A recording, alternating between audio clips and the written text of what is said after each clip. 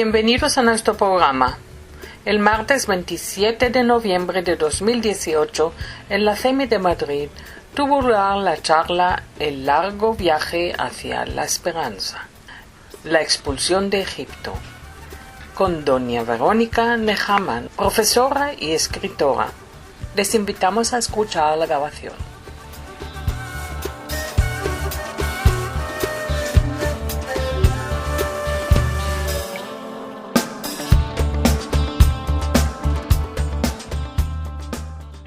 Lo primero que quería decir es que hay palabras y las palabras son importantes porque su significado realmente pues, nos abre mundos nuevos, ¿no? Entonces, exiliados, desterrados, emigrantes, refugiados, expulsados, desplazados, hay tantas palabras para hablar de la gente que ha perdido en principio su patria. Para los judíos muchas veces la palabra patria no tiene las connotaciones que tiene para las demás gente, y a mí era una de las cosas que más me sorprendió cuando llegué a España. Hace 40 o 50 años la gente era como muy nacionalista, muy patriota, muy sentida con su tierra, estaba el servicio militar, había otro concepto, y yo me encontraba como un pez fuera del agua, porque es que a mí no me sugería nada.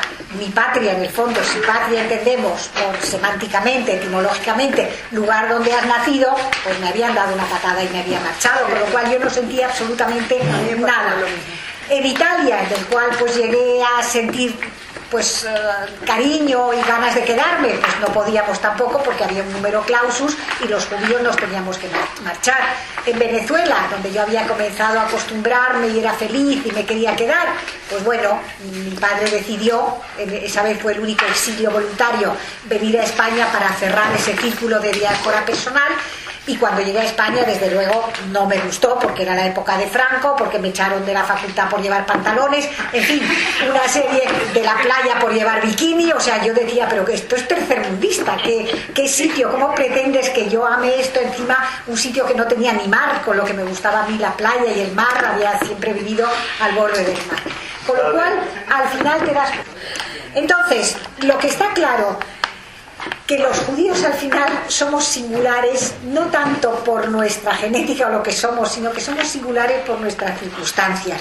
Al final pocos de nosotros sentimos un lugar como patria, y cuando llegamos a sentir lo que yo hoy he de reconocer que lo siento, tenemos dentro de nuestro corazón un pequeño rincón para eso que la gente reprocha como doble lealtad, que es el sitio que Israel ocupa para nosotros, ¿no? Porque en el fondo, gracias a eso, en nuestro subconsciente pensamos que nunca vamos a ser nunca más esa otra palabra que es apátrida, porque hay una patria física en la que has nacido, en la que te has criado, en la que tienes tu familia, en la que tienes raíces. Yo hoy puedo considerar que es España, porque mis padres están enterrados aquí, porque mis hijas han nacido aquí, porque mis nietos han nacido aquí, y porque España me ha acogido y porque he sido feliz durante 50 y tantos años después de todos los avatares que pasamos. Lo que sí es cierto es que cuando hay una noticia sobre Israel todos vibramos, todos nos sentimos solidarios.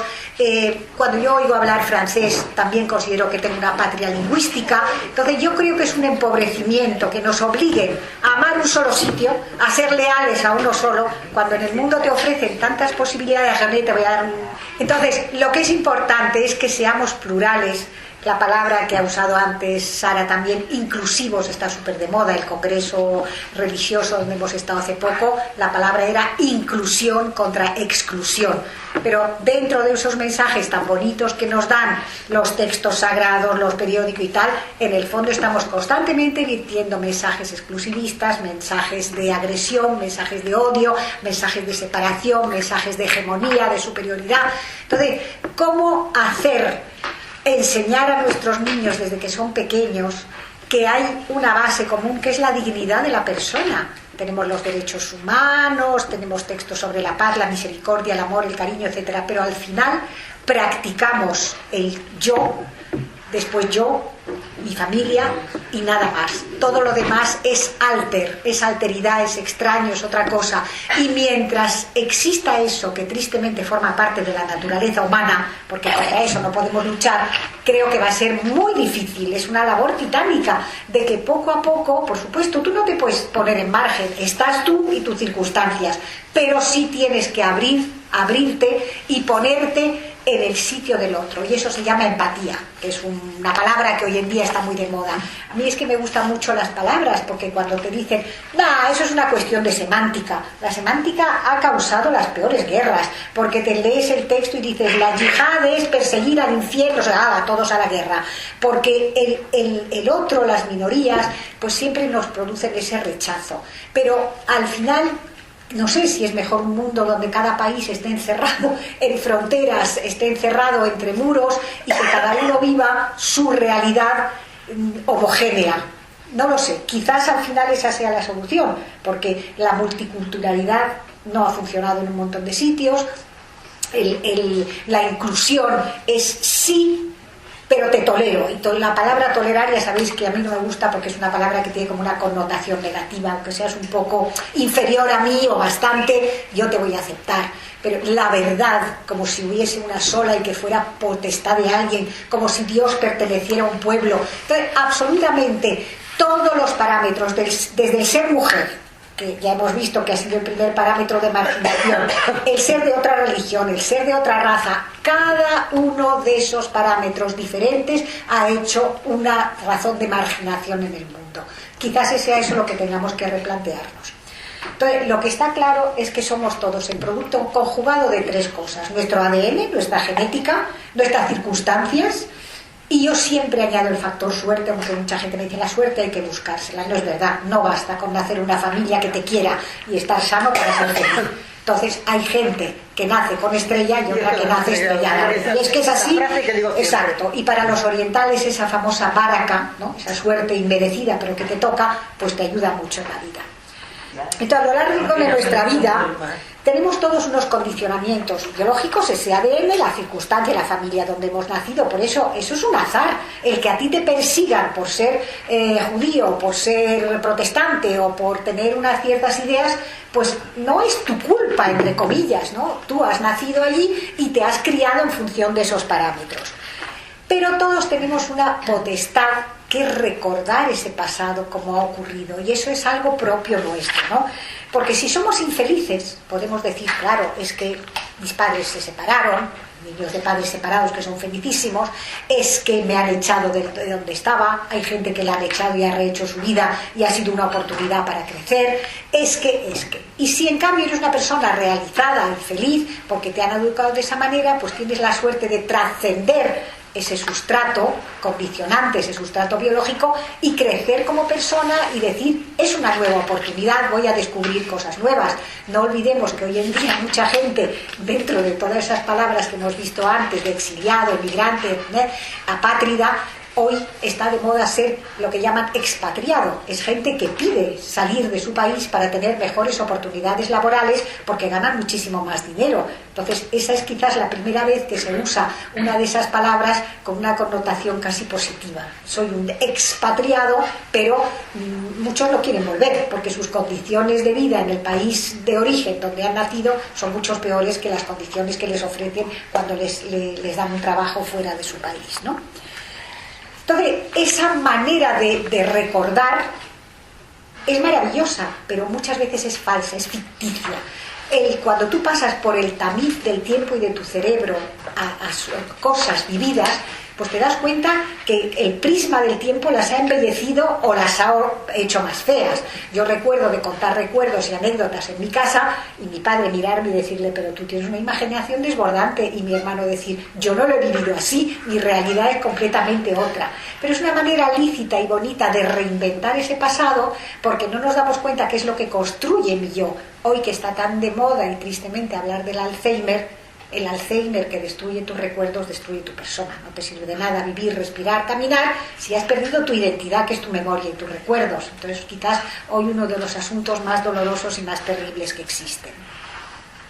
Yo nací en el seno de una familia judía sefardita en un siglo que mereció el apelativo de maldito, porque tuvo 2 guerras mundiales, porque tuvo la Guerra Fría durante mucho tiempo, porque fue la época de la Shoah para los judíos, la Revolución Comunista, la Guerra Fría, éxodos por todo el mundo, porque se construyeron muchos países nuevos. Yo siempre doy como ejemplo que justo antes del nacimiento del Estado de Israel, la India, la partición, que fue muy similar, un año antes hubo 14 millones de personas que se desplazaron de un sitio, los hindúes hacia la parte que se quedó como India, los musulmanes hacia Pakistán, pero bueno, nadie ha vuelto a hablar mucho de ese problema, que es similar al de Israel, que en cambio copa la primera página de todos los periódicos, ¿no? Lo que es cierto es que cada uno de esos países, cuando se funda, busca, como siempre digo, la homogeneidad. Parece ser, por la conferencia que habéis estado el otro día, que la uniformidad no debería de existir.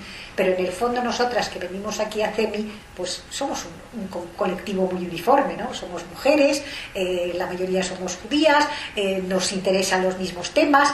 Eso no quiere decir que no seamos inclusivas, pero es verdad que te vas a las ciudades y hay barrios judíos, barrios italianos, barrios chinos.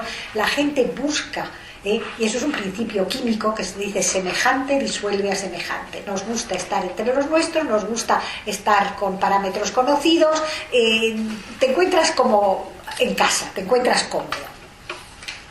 Cuando se crea de manera legítima, igual que se ha creado todos los países, que vienen del desmembramiento del Imperio Otomano, o sea que simplemente en la Primera Guerra Mundial hay dos grupos, se desmembra el Imperio Otomano, ganan una guerra y reparten los territorios.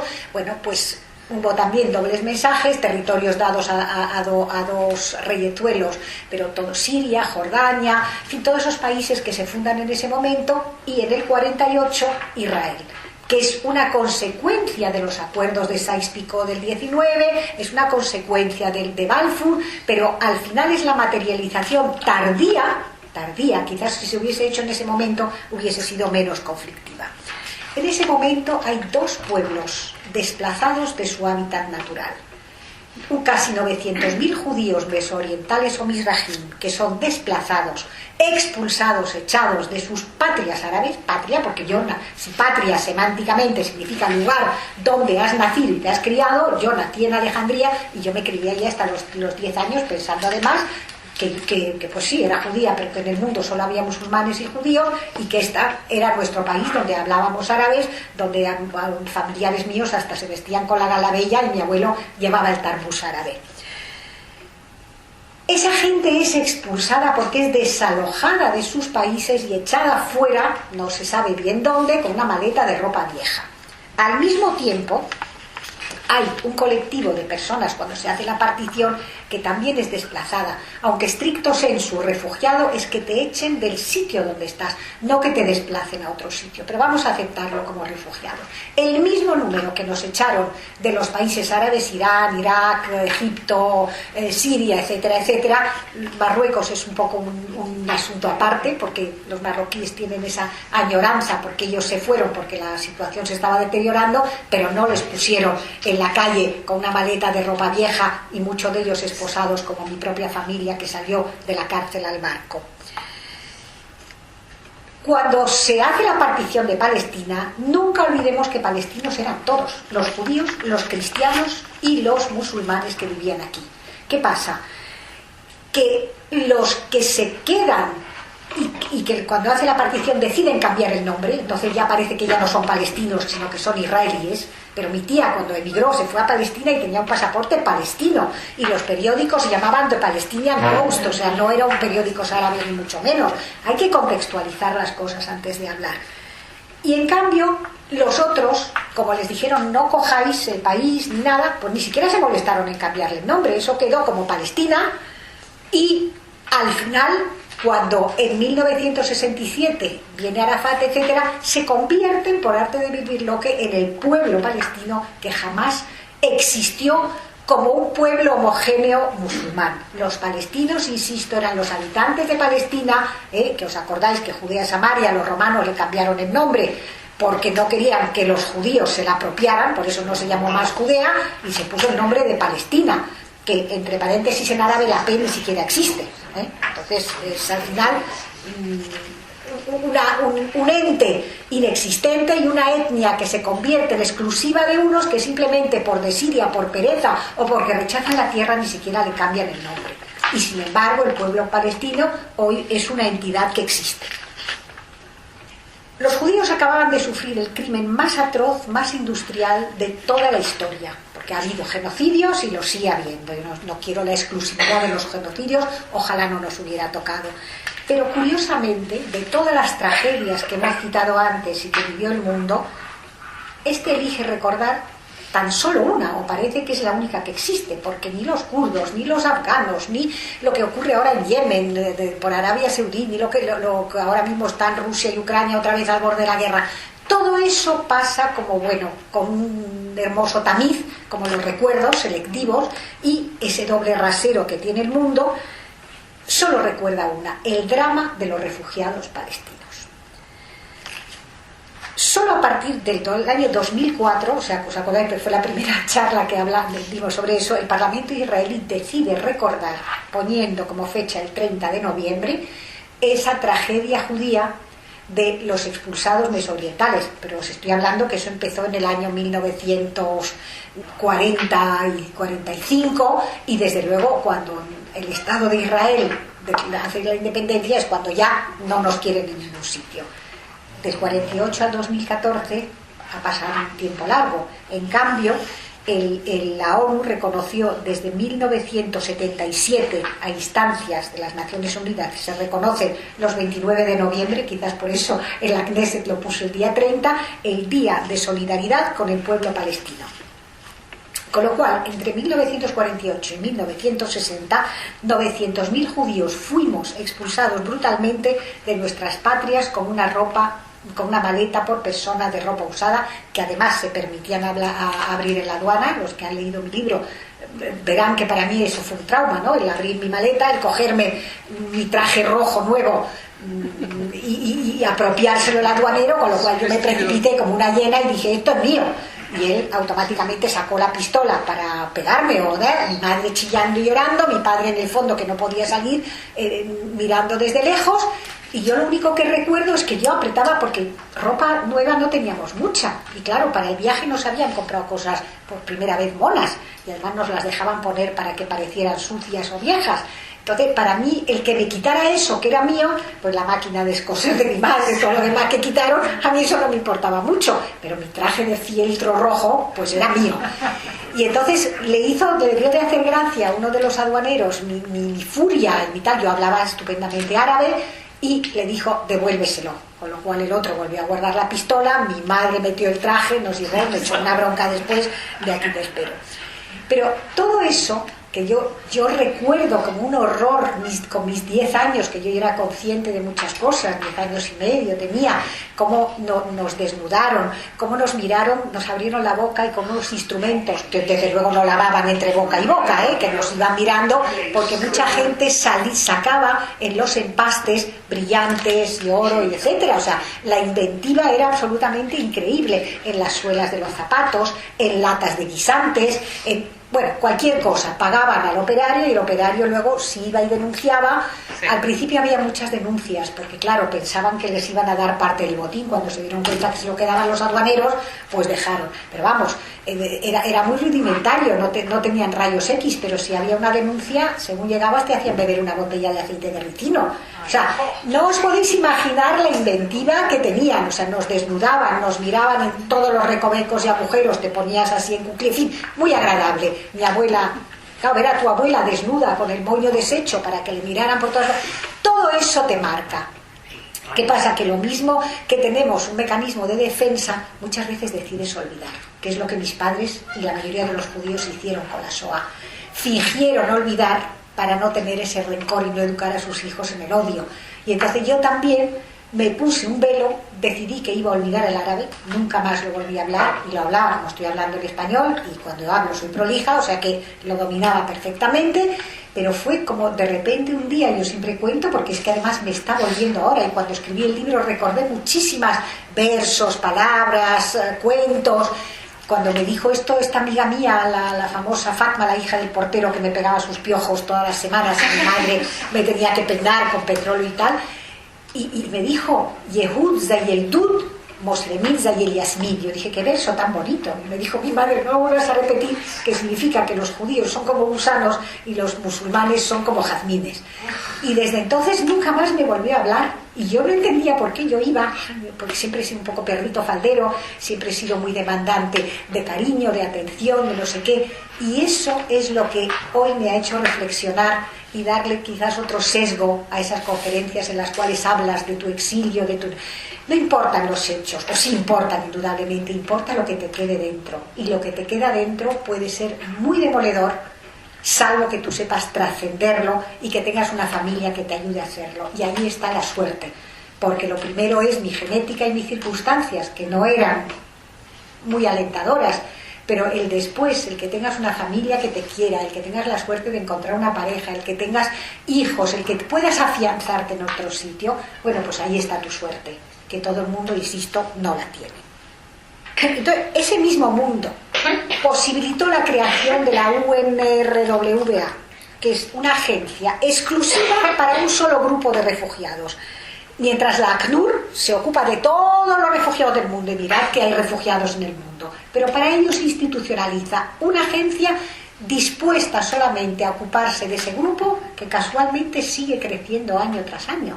O sea, empezaron como nosotros en 850, 900.000 y hoy son más de 5 millones, que además piden el retorno. Imaginaros que yo y toda mi parentela, y como yo, todos los judíos que fuimos expulsados, pidiéramos que nos devolvieran los que nos han quitado nuestros países y el retorno con todos nuestros hijos y nuestras casas, etcétera. O sea, es de dementes, pero nadie lo ve así. ¿Por qué? Porque existe ese doble rasero que siempre es el que está presente, porque tristemente esta pobre gente, que yo entiendo que es pobre gente que está en los campos de refugiados y que no tiene esperanza de nada, eso, ¿a quién se lo deben? Pues les han dicho que a los judíos, y eso no es verdad, pero no solo a los judíos que están en Israel, a todos los del mundo, porque para eso somos un colectivo solidario y cohesionado.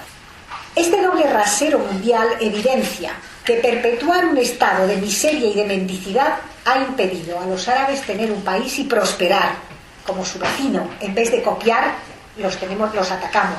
Podríamos copiar, cooperar, tener cosas, pero yo creo, y esa es lo que he descubierto haciendo esa conferencia, los beneficios de haber sido perseguidos durante tanto tiempo. ¡Qué horror!, diréis, ¿no? Bueno, pues me ha impactado ese descubrimiento. Yo he dado esa conferencia muchas veces, pero nunca la había visto bajo ese prisma, ¿no? Muy rápidamente os voy a decir que en mi casa todos sabíamos que 47 miembros de mi familia habían perecido en el Holocausto. Ahí está mi madre de joven, que muchos de vosotros la habéis conocido, claro. Mis 3 hermanos, mi abuela Estrella, yo con gorro porque era calva como un huevo.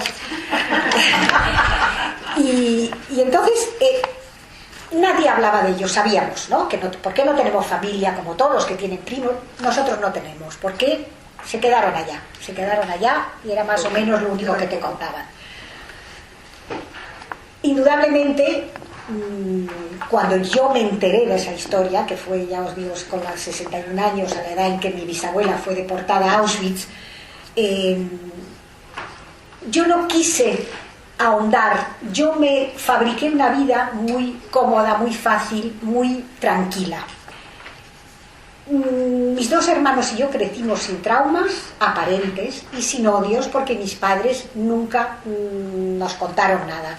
Pero al mismo tiempo que no nos contaban nada, es que no nos contaban nada, ni de lo bueno ni de lo malo. O sea, los niños son espíritus libres, totalmente condicionados por la familia, y no pueden tener ni ideas, ni desear, ni cambiar, ni salirse del tiesto.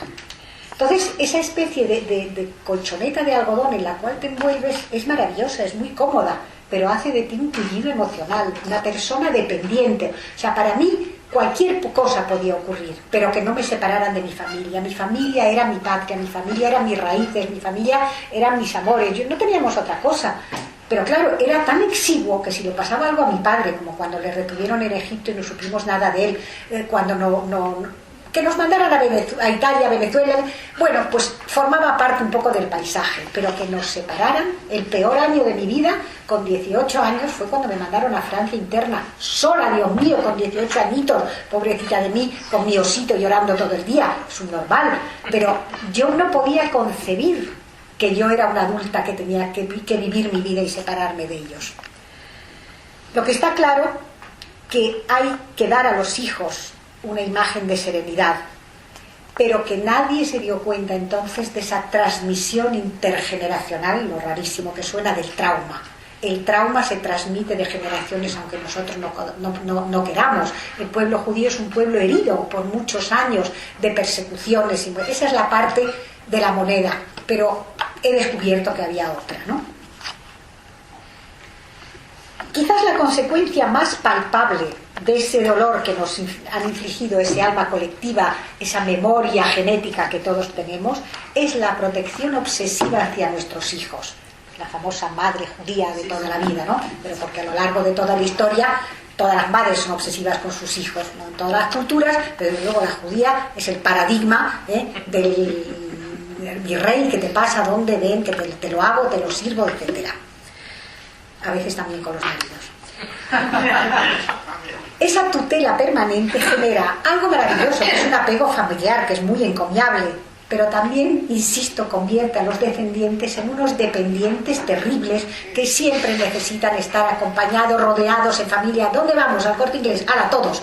¿Dónde cenamos? ¡Hala, pues todos!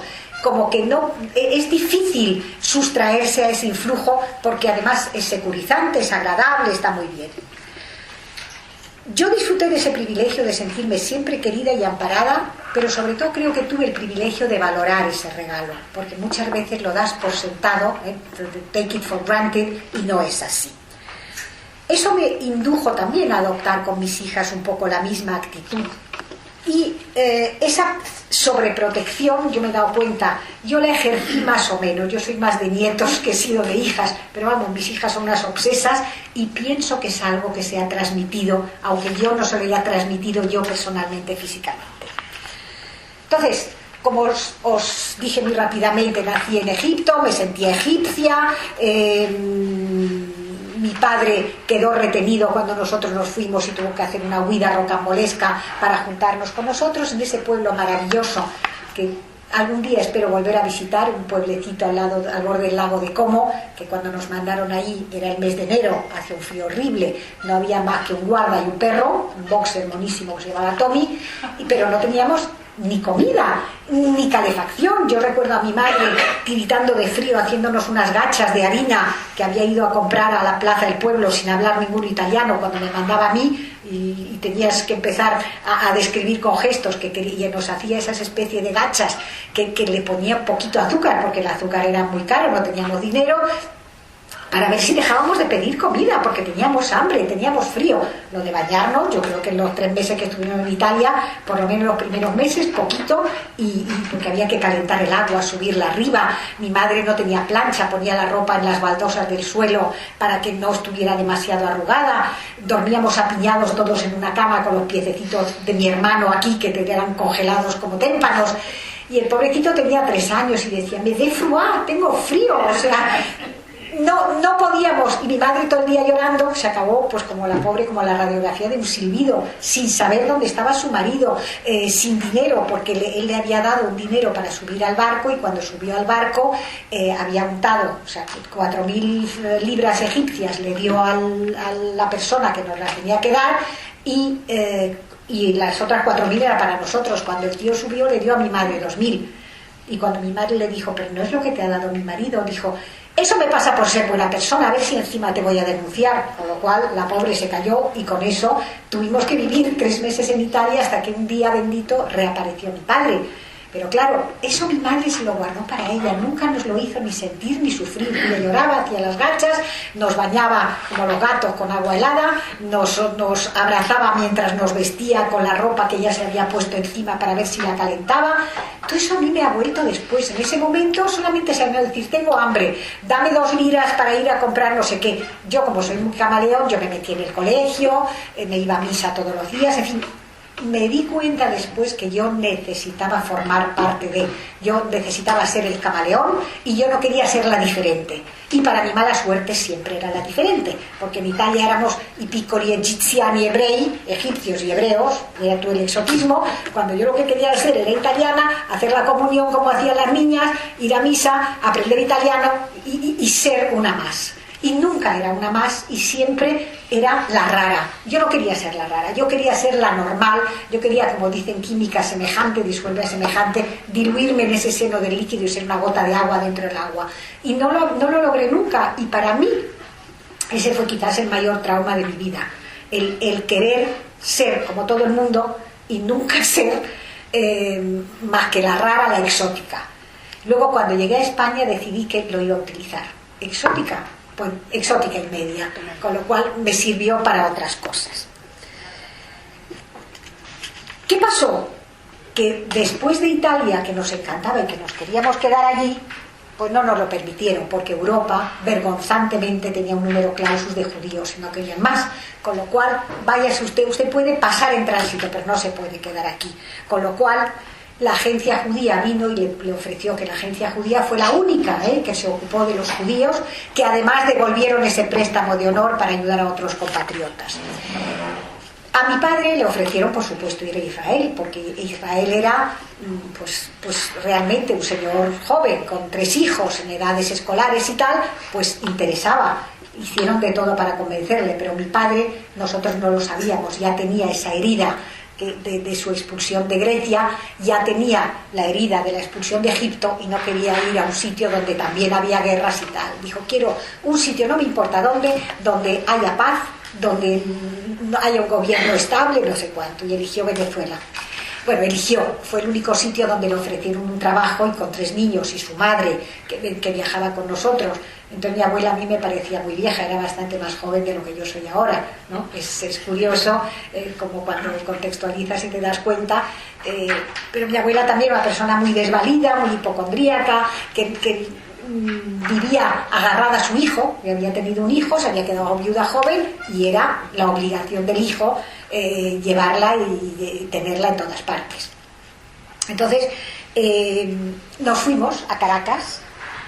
Después nos fuimos a Caracas primero, vivimos ahí 9 años súper felices, que creo que fue de las etapas más bonitas de mi vida, porque de repente redescubrí el clima mediterráneo, el calor, la gente, casi todos eran extranjeros, con lo cual tú no te sentías diferente, ¿no? Si tú eras egipto, judía, italianizada, hablando francés, cosita rara, pues ahí pues había gente que venía de muchísimos países del mundo, emigrados, tal, con lo cual, bueno, cada uno tenía su historia que contar, y ahí yo fui más o menos similar, aunque el inicio en el colegio, como yo no hablaba español y se reían de mí, pues yo lloraba, yo protestaba, mi madre me ponía calcetines blancos que llamaban escayolos y venía a mi casa hecha en fin, que realmente todos esos pequeños traumas de juventud, cuando tú eres la nota discordante, todo eso lo vas metiendo dentro, y en eso es lo que voy a hablar de los recuerdos cuando vuelven a resurgir. Entonces yo llegué a Madrid enfadada, no, lo siguiente: época de Franco, mi padre nos lleva a Valencia, yo me pongo mi bikini y me dicen de todo menos mona. Digo, ¿esto qué es? Me voy a la facultad en pantalones y me echan de clase, pues me dije, catedrático, vendrá usted muy decente, pero no me vayan en pantalones que me revoluciona la clase. No llevaban pantalones, era el año 64, 65. Y faja, el primer día que yo fui a la facultad, con mi falda, no minifalda, falda corta y zapatos de esos destalonados como de tira detrás, bueno, eso era totalmente de chica ligera, de cascos, ¿no? Entonces, claro, sin manga, sin faja, sin medias y con el zapato así, pues las chicas no me hablaban, eso sí, los chicos sí. Entonces, al final te das cuenta que cuando al fin digo, ¿qué os pasa conmigo? ¿Qué os he hecho? Hija, es que vas moviéndote así y no llevas faja. Digo, ¿pero qué faja? Si que peso 48 kilos, sí, pero eso es de decentes. Entonces, decente era ponerse media, ponerse faja, no llevar escote, en fin, un horror. Facultad de Químicas de la Universidad Complutense de Madrid, y no estoy contando porque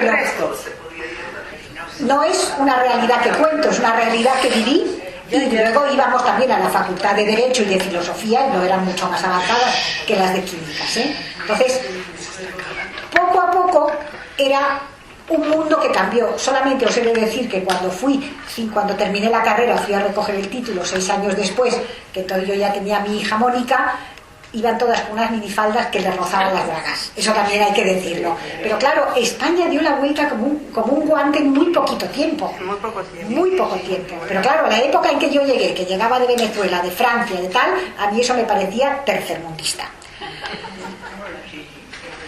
Pues esa decisión anodina de llegar aquí, que yo no quería, porque yo estaba cursando un año en Francia, mi padre, porque nuestra patria, lo único que nos quedaba de nuestro pasado era el francés, pues estudia en francés. Cuando yo pienso que voy a volver a Caracas, y mi padre dice, se acabó Venezuela, nos vamos a España. ¿Por qué España? Porque él siempre tuvo un pasaporte español, porque tenía idealizado esa parte ancestral que él desconocía, nunca había venido a España, pero era como un poco cerrar ese círculo de diáspora personal y decide. Claro, para mí, que había sido una expulsada de los sitios donde no me querían, que decidiera mi padre voluntariamente irse de un sitio que nos gustaba, pues no lo entendíamos. Con lo cual, bueno, pues fue un drama familiar, pero al final nos vinimos a España, donde mis padres, cuando me casé, eso cambió mi vida, el estudiar química, que yo venía de letras, yo había empezado filosofía y además era muy buena en letras, en filosofía. Cuando dice mi padre, ¿por qué no haces química? Yo, pues porque soy de letras y porque no entiendo. Eres muy lista, inténtalo. Bueno, pues al final, como obedecíamos, porque no tenías personalidad, etcétera, etcétera, y al final, pues en químicas conocí a mi marido, me casé, tuve mis hijas, o sea que a veces decisiones que tú dices, qué horror, ¿por qué me ha pasado?, serán por bien, como dicen los judíos, y realmente, pues esa fue mi suerte, ¿no? Mis padres fallecieron solo con 15 meses de diferencia. Nos dejaron esa herencia de cariño y de optimismo, pero también nos escondieron muchas cosas, un legado que ellos no pudieron transmitir, que no pudieron hacer esa catarsis, y yo un día vino a mi encuentro sin esperarlo, insisto que no hay azar, vendría porque esa historia tenía que ser contada y me la contó esa tía. Toda la historia de Salónica, que bueno, lo que queráis, como miráis, el libro lo leéis, donde la describo muy bien, ¿no? Esta era una prima hermana de mi padre, que era la única que había escapado de Salónica, porque ellos tenían, ella era su bisabuela y para mi padre era su abuela, la madre de su madre, que se llamaba Bienvenida Benveniste. Imaginaros un nombre tan lleno de cosas buenas, ¿no? Bienvenida y Benveniste, o sea, ya redundante, ¿no? La felicidad. Bueno, pues ella y todos sus 8 hijos se salvaron solamente 3, todos acabaron en Auschwitz,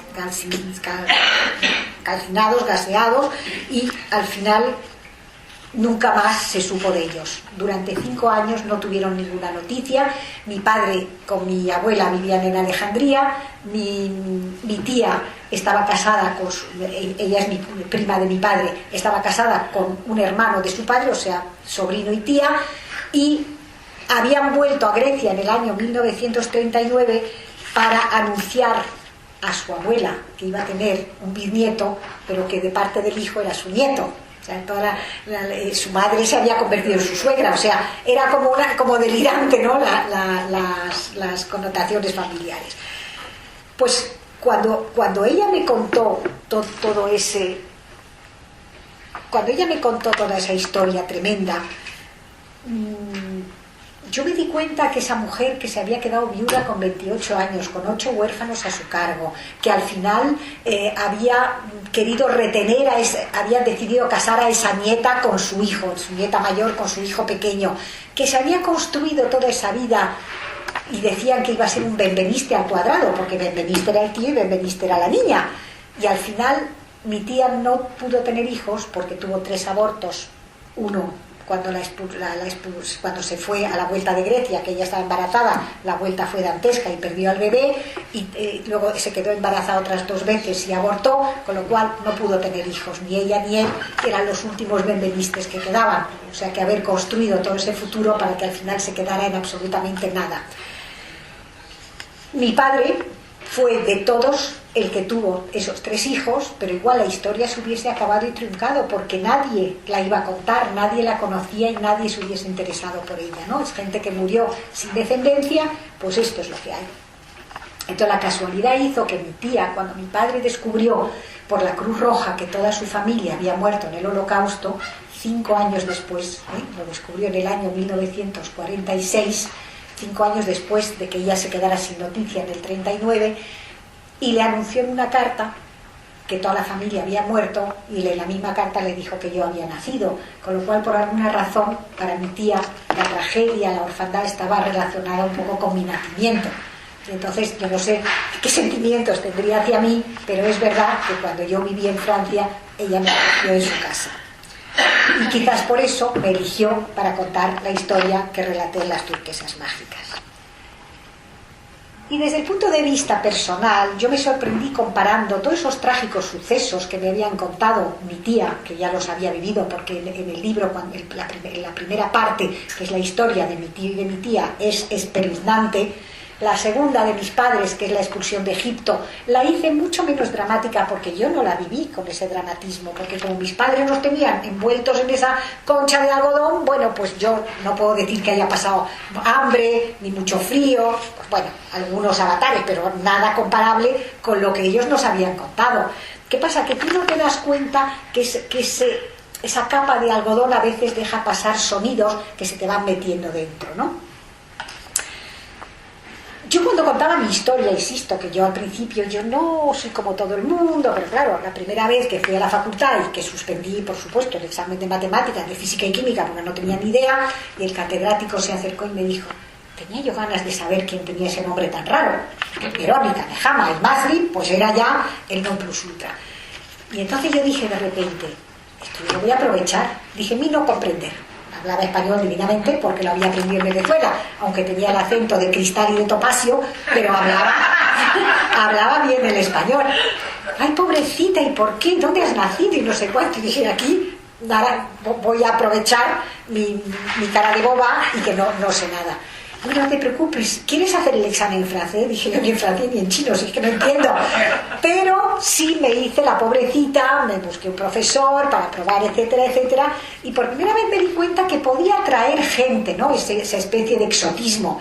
Con lo cual yo empecé, pues eso, a magnificar y a recordar cómo nos habían echado, que yo no tenía patria, que pobrecita de mí, que era encima judía, que tal.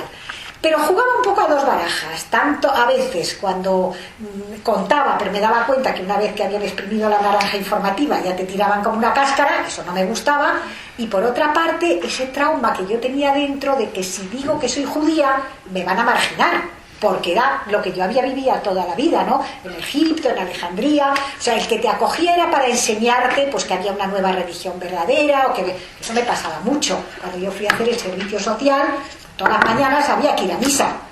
Yo iba, desde luego. Me presignaba, no había problema. Eso sí, no me atrevía a comulgar porque decía, eso debe ser un pecado grandísimo. ¿Tú por qué no comulgas hoy? Ay, es que he desayunado. Mañana te voy a vigilar para que tú comulgues.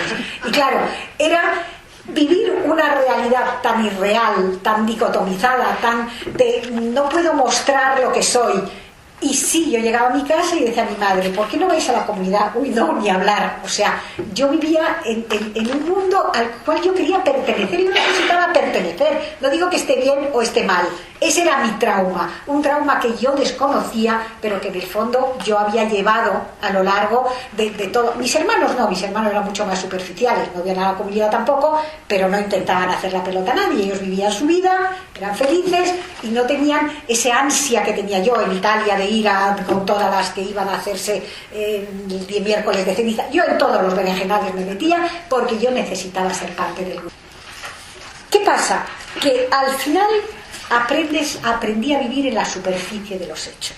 O sea, yo nunca me enraizaba porque cuando te arrancan las raíces duelen. En cambio, si eres un nenúfar, pues va flotando. No es demasiado doloroso ni demasiado grave.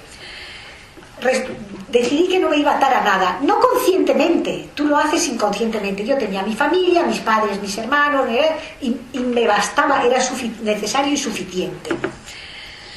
También aprendí a vivir como en un mundo onírico, un mundo de sueños. O sea, yo sigo caminando por la calle y yo no me doy cuenta que cruzo una calle. O sea, yo voy en mi mundo, un mundo de los yuppies, como decía mi marido, que mire, que cierres el bolso. No, yo siempre tenía a alguien a mi lado que me cuidaba y que me hacía las cosas por mí. Entonces, no parezco, yo parece que me como el mundo, que soy una persona súper acomplejada, súper tímida, súper apocada. Sí, me miráis así como para decir, pues hija, no. Claro, porque tengo el arrojo de los tímidos, la valentía de los cobardes. O sea, cuando un defecto es muy grande se convierte a veces en virtud. Y entonces, al final, yo me acuerdo que cuando yo conocí a mi marido, que empezábamos a tontear y tal, y un día íbamos por la Gran Vía, y de repente yo me paro y le digo, en plan telenovela de Topacio, nuestro amor es imposible y no podemos seguir. Y un tío me mira diciendo, tienes un hijo por ahí, estás casada, 19 años. Digo, no, soy judía. Y claro, se quedó como mirando, me dice, ¿y?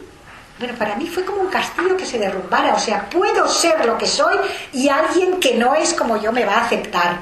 O sea, para mí eso fue como las aguas del Mar Rojo que se abren, ¿no? O sea, de repente alguien me acepta por lo que soy y con lo que soy. Y de verdad que fue un acto de generosidad que luego fue el que eligió que nuestras hijas fueran al colegio judío, y me di cuenta que había otra realidad en el mundo, pero que a mí no me había tocado hasta entonces, ¿no? ¿Qué pasa? Esa familia que había muerto sin descendientes, te haces como responsable, ¿no? O sea, yo al final voy a tener una estirpe que indudablemente está más mezclada que la de ellos, que era tan monolítica. Yo tenía que hacer algo para que ellos revivieran, ¿no? Está claro que muchos supervivientes fueron herederos del rencor, pero no podían toda la vida lamentarse. Y esa es la grandeza de un pueblo que ha sido perseguido siempre, pero que nunca ha agachado la testuz. Porque, y ese ha sido mi descubrimiento, a pesar de la intolerancia, no, gracias a la intolerancia, gracias a que nos pusieron el pasaporte sin retorno, gracias a que no nos querían en ninguna parte, ese humillante episodio que yo viví en Alejandría, esa rabia intrínseca que llevamos desde hace milenios, al final te hace, cuando llegas abajo de la piscina puedes dar la patada para subir. Y gracias a esa persecución, al final yo creo que los judíos hemos podido desarrollar la inventiva, la resiliencia, el aguante, la tolerancia, un montón de parámetros que si tú no eres perseguido, y la solidaridad, porque cuando es lo de Amán, que yo me acuerdo, decían, gracias por haber venido, Amán, y yo le decía a More David, pero qué tontería es esa. Dice, claro, el pueblo judío se une cuando tiene enemigos fuera, pero además es así, una gota de aceite, cuando tú la echas en el agua, se cohesiona, salvo que agites para hacer una emulsión, pero cuando tú la dejas, vuelve a su ser, ¿no? O sea, el aceite se separa del agua. Esa cohesión te la da no la simpatía de los demás que intentan diluirte y meterte, sino el rechazo que hace que te cierres y te cohesiones. Entonces, mi madre, cuando nos íbamos de Egipto, el ponernos ese sin retorno, claro, todos los pasajeros se pusieron en la borda a escupir, desgraciado país, no sé qué. Mi madre nos agarró y dijo, de eso nada, aquí hemos sido felices, hemos nacido, nos han dado durante 10 años felicidad, teníamos muy buenos amigos árabes. Dice, escupir en el mar es de mal agradecidos y nosotros tenemos que ser bien agradecidos porque hemos tenido momentos y amigos muy buenos aquí. Dice, esa gente que nos ha echado nos está dando la oportunidad de volver a vivir, de encontrar nuevas cosas, de no incrustarnos en la molicie, bueno, esto es lo que tengo, me voy a hacer mi nidito de plumas y voy a vivir toda la vida así. Dice, amaremos nuevas tierras, encontraremos el sitio que la historia parece negarnos, el mundo nos dará otra patria, que a lo mejor también nos vuelve a traicionar. Dice, pero la familia siempre será vuestro amparo. Y esa frase que dijo mi madre se me quedó tan encastrada, tan clavada, que tuvo sus partes buenas y sus partes malas, ¿no? Porque la educación en valores y actitudes me enseñó que puede cambiar un destino que empieza con augurios bastante funestos, porque la verdad es que lo nuestro, 3 hijos, la abuela hipocondríaca, medio ciega, diabética, mi padre que al final encerrado ahí, mi madre sola, su hermano que salió de la cárcel, lo metieron en un barco, o sea, todo lo que os cuento contado así, condensado, es horrible, o sea, es un punto de partida realmente angustioso y triste, y al final, claro, los que murieron y no tuvieron descendencia, eso es lo que hay. Los que pudimos pervivir hemos tenido la suerte de juntarnos, de cohesionarnos, de amarnos, de expandir ese amor y además de hablar de ellos para que se les recuerde y aunque no hayan tenido hijos puedan vivir en nuestra memoria. Entonces, aunque parezca irónico, debemos de agradecer al mundo la perenne injusticia que ha conformado nuestra rica identidad cultural, porque el pueblo judío, que ha sido siempre acosado por esa miopía internacional, sacó muy buenas lecciones. Le regalamos al mundo la primera religión monoteísta, hoy le estamos regalando tecnología, les hemos mostrado solidaridad, les hemos mostrado un montón de valores, pero por desgracia esas cualidades que han sido exacerbadas por las agresiones, no lo olvidemos nunca, porque se me dice, ¿por qué los judíos sois tan inteligentes? No, porque siempre hemos recibido en la cresta y tienes que aprender a defenderte. Mi padre dijo, no os voy a dejar nada más que una buena educación. Y esa educación nadie os la podrá quitar, ni siquiera en un campo de concentración, como demostraron muchos de los que escaparon, que eran intelectuales y no forzudos. Te dice, al final, todos esos avatares que nos han hecho más cohesionados, más inventivos, más resilientes, más empáticos, más solidarios, en vez de, dice, bueno, por fin me van a tener simpatía, pues no señor, los han granjeado, encima la envidia y el reproche de que los judíos siempre os ayudáis entre vosotros, es que los judíos siempre, digo, bueno, es que está todo el mundo para ayudar a todo lo demás, para empezar la ACNUR y que todo el mundo la ayuda, y nosotros, si no nos ayudamos a nosotros mismos, sí, pero vosotros no se puede uno fiar de vosotros, porque si está Israel de por medio, y sí, pero insisto, no es exclusivo. Creo que sea inclusivo. Yo, aparte de sentir, yo no iría a vivir a Israel, francamente, estoy muy bien en España y en este momento quiero España, porque para mí es como una patria recobrada, pero nadie me puede quitar ese sentimiento que siento, que es enriquecedor, no es empobrecedor, no es dividir por dos. Hay un libro de Edmond de Rostand que se llama Chantecler, que canta un gallo que canta al sol, y dice una frase súper bonita, dice, la luz del sol que se divide y permanece entera igual que el amor materno. Se puede amar muchas cosas sin que un cariño disminuya el otro. Y a mí esa me parece como una frase muy, muy bonita para... Y ahora sí que os voy a poner esa foto tan bonita, porque digo, este obsesivo y rechazo sistemático y universal no ha sido un freno para nuestro crecimiento espiritual, porque igual que los traumas, los saberes también se transmiten. Todas las inventivas, todo lo que también lo hemos transmitido en nuestra generación, no solo el dolor. El sufrimiento indeseado genera frustración y tensión, pero la tensión, y os aconsejo, si tenéis ocasión de leer a Víctor Frankl, La vida en busca de sentido, cuando encuentras el sentido de tu vida y además tienes una tensión, eres capaz de hacer grandes cosas. Si tú no tienes sentido en tu vida, sino que tienes cosas materiales y tal, pues no te preocupas ni en crecer ni en mejorar. Entonces, significancia de la vida, un sentido, formar una familia, tener hijos, amar a alguien, ir a una ONG, irse a África, ayudar a los enfermos. Hay miles de formas de tener un sentido en la vida. Y una vez que tú tienes ese sentido y que además te preocupas siempre por mejorar y por darte a los demás, yo creo que eso ha modulado en nosotros ha producido unos réditos. Nos han invertido, nos han puesto como en el banco sufrimiento, y nosotros los réditos que hemos sacado ha sido mejorar nuestra condición. Entonces ha modulado un comportamiento dentro del horror, a veces optimista, un orgullo legítimo, y por supuesto eso también nos lo reprochan. Nadie acepta que después de vapulearte durante tantos años encima vayas dando lecciones. Yo creo que no hay que dar lecciones. Por eso, a pesar de culparnos de ese empecinamiento, culparnos de los males universales y de castigarnos además por ello, porque les hemos traído todo, la peste, en fin, de todo, yo no cambiaría mi esencia judía, insisto, una esencia muy peculiar y muy particular, modulada por todas las vivencias que he tenido, por la naturaleza pusilánime, ni de los cobardes ni de los mendigos. Y ese es mi legado.